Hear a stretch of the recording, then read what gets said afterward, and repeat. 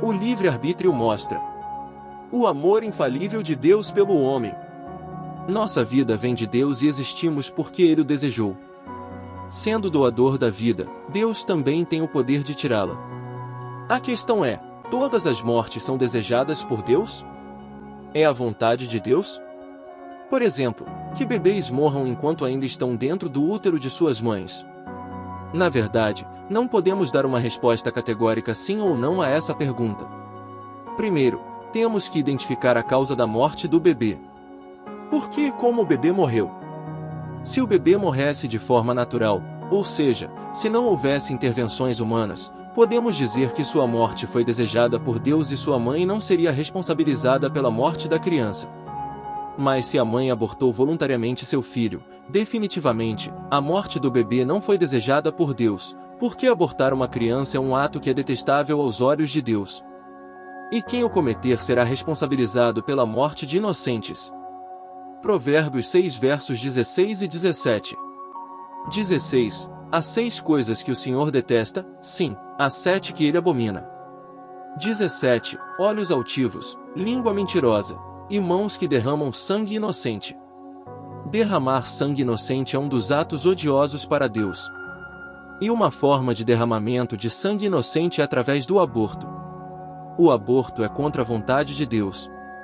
No entanto, derramar sangue inocente não se limita apenas a abortar uma criança dentro do útero de uma mulher. Tirar a vida de crianças inocentes, por qualquer motivo, também é considerado derramamento de sangue inocente. É por isso que Deus ficou profundamente magoado quando os israelitas fizeram seus filhos e filhas como ofertas de sacrifício aos ídolos em Canaã. Salmos 1:6-38. E derramaram sangue inocente, o sangue de seus filhos e de suas filhas, que eles sacrificaram aos ídolos de Canaã, e a terra foi manchada com sangue. Imagine, eles assassinaram seus próprios filhos, os queimaram e os fizeram uma oferta a falsos deuses. Jeremias capítulo 7 verso 31.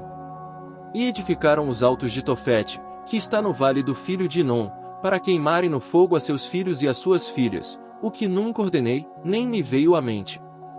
Fazer um filho ou filha passar pelo fogo é contra os mandamentos de Deus, é uma abominação para ele. Deuteronômio capítulo 18 versos do 10 ao 12. 10. Não se achará no meio de ti quem faça passar pelo fogo seu filho ou a sua filha, nem adivinhador, nem prognosticador, nem agoureiro, nem feiticeiro. 11. Nem encantador, nem quem consulte um espírito adivinhador, nem mágico, nem quem consulte os mortos. 12. Pois todo aquele que faz estas coisas é abominável ao Senhor, e é por causa destas abominações que o Senhor teu Deus os lança fora de diante de ti. Falando cientificamente, durante o 3º ou 4º mês de gravidez de uma mulher, o bebê dentro dela já tem uma identidade. E desde a 2ª até a 3ª semana de concepção, a criança já tem um sistema cardiovascular. Na verdade, o primeiro órgão que se forma é o coração. Para Deus, o coração é muito importante. Antes de um ser humano nascer, Deus já conhece o coração que está nele. Jeremias capítulo 1 verso 5. Antes que eu te formasse no ventre, te conheci, e antes de nasceres, te consagrei, te pus por profeta para as nações.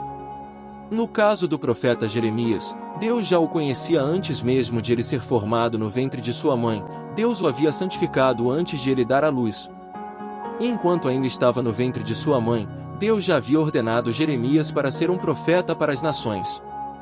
Diante de tudo isso, podemos imaginar quão grave é o pecado que a mãe de Jeremias poderia ter cometido se tivesse decidido abortar o filho quando ele tinha apenas algumas semanas de vida em seu ventre. Ela poderia ter sido um obstáculo para o cumprimento do decreto de Deus para seu filho.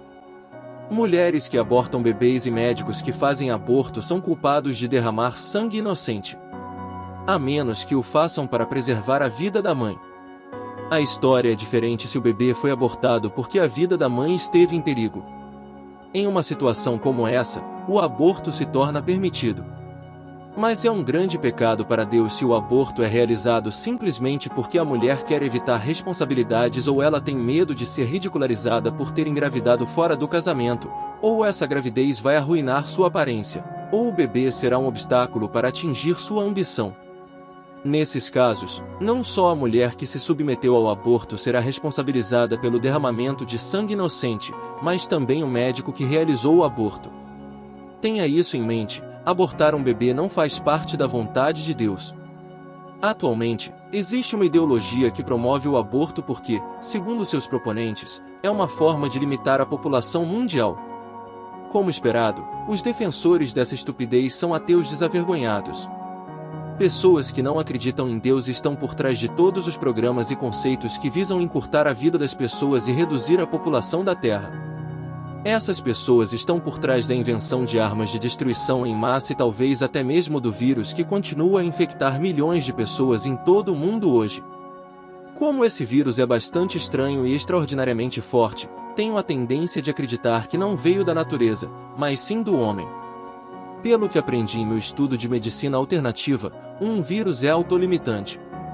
Isso significa que ele morre naturalmente após um curto período de tempo. Ao contrário deste novo coronavírus, que é fatal e duradouro, pois permanece vivo por mais de 1 mês e meio. Surpreendentemente, ele dura até 49 dias, não dentro de um hospedeiro, mas fora dele. Este é provavelmente um dos que eles chamam de organismos geneticamente modificados, OGM. Isso poderia ser o resultado de um processo em que o material genético de organismos vivos, como plantas, animais e micro-organismos, incluindo vírus, é alterado ou adulterado pelo homem. Hoje, os OGMs aparentemente estão sendo promovidos pelos ricos, especificamente os magnatas dos negócios, que interferem na composição natural das plantações e até dos animais. Eles fazem isso para acumular mais riqueza e, eventualmente, alcançar a supremacia mundial. Essas pessoas ricas estão brincando com a ideia de ter um governo mundial próprio em suas mentes, que eles liderariam e lhes permitiriam a oportunidade de monopolizar a economia do mundo e comandar todas as pessoas. A ideia desse tipo de governo mundial é na verdade um conceito do anticristo. Apocalipse capítulo 13 versos 16 e 17. 16. E fez que a todos, pequenos e grandes, ricos e pobres, livres e escravos, lhes fosse posto um sinal na mão direita, ou na fronte. 17. Para que ninguém pudesse comprar ou vender, senão aquele que tivesse o sinal, ou o nome da besta, ou o número do seu nome. É inevitável que haja pessoas realmente ricas e poderosas que aspirem a dominar o mundo. Sem dúvida, as pessoas que têm esse desejo são as séculas e seguidores do diabo, eles não são de Deus. É por isso que eles não têm medo de alterar a composição genética das criações de Deus. O que quero enfatizar é que não é a vontade absoluta de Deus que as pessoas morram, nem todas as mortes são desejadas diretamente por Deus. Quando falamos sobre a vontade de Deus, temos que entender que existem coisas como a vontade permissiva e a vontade diretiva de Deus.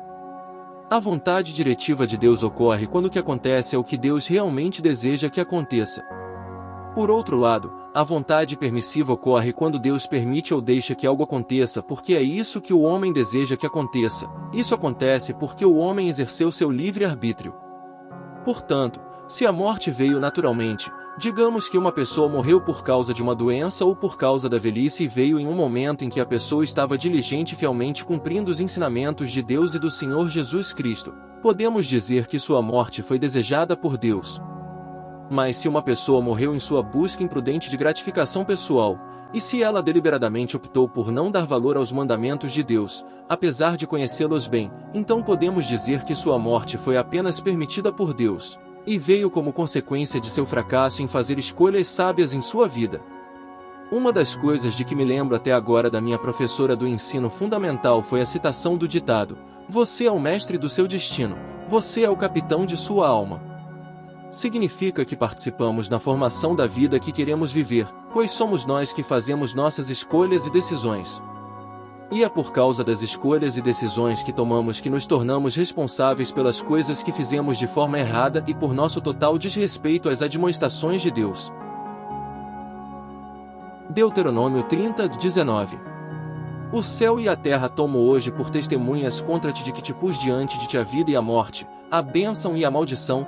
Escolhe, pois, a vida, para que vivas, tu e a tua descendência. Na vida, o homem tem duas opções: ou ele escolhe o que é bom ou o que é mal. O bem e o mal são realidades que existem no mundo, E o que Deus quer é que o homem escolha o que é bom. Infelizmente, desde os primeiros tempos, Deus viu a tendência do homem de escolher o que é mal, apesar de ter sido ensinado tudo o que é bom. É por causa do arqui-inimigo de Deus, Satanás, que insiste em incitar o homem a fazer coisas que vão contra os ensinamentos de Deus. Mas por causa do grande amor do Criador pelo homem e sua profunda preocupação com a salvação do homem, ele está dando ao homem sua receita para escolher a vida para que o homem e seus descendentes possam viver. No entanto, a decisão ainda cabe ao homem, visto que ele recebeu o livre-arbítrio. Só podemos esperar que o homem exerça prudência em seu livre-arbítrio. E só podemos esperar que ele escolha a vida, não a morte. Que Deus ilumine a todos com sabedoria.